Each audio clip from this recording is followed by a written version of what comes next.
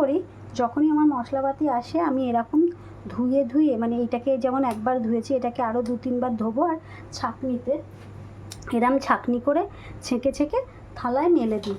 যেমন এই কালো জিরেটা আমার ধোয়া হয়ে গেছে, এরপর জিরে ধোবো, তারপর এই গোলমরিচটা ধোবো, সর্ষেটা ধোবো, 5 ফোড়নটা দেবো, এই কটাই জিনিস। এরকম আমি শুকনো লঙ্কা, তেজপাতা, মৌরি, মেথি সবই এরকম ধুয়ে রোদে মেলে রাখি। যখন যেটা ফোড়ে নিয়ে আসি ধুয়ে মেলে রাখি, কারণ যেভাবে দোকানে হয় সেটা না আমার খেতে ইচ্ছা করে না। আর ধুয়ে মেলে রাখলে এত ভালো কড়কড়ে হয়ে যায় যে তুমি মিক্সিতে বাটো বাকি শিলনোড়ায় বাটো, মানে অল্প বাটলে একদম দারুণ মিহি হয়।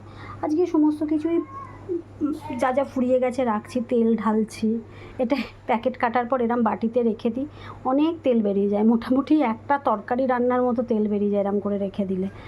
রাখতে হবে মোটামুটি 8 ঘন্টা 45 মিনিট মতো রাখলে পুরো তেলটা একদম আস্তে আস্তে পড়ে যাবে। তো তোমরা আমার মতো কে কে করো এরকম?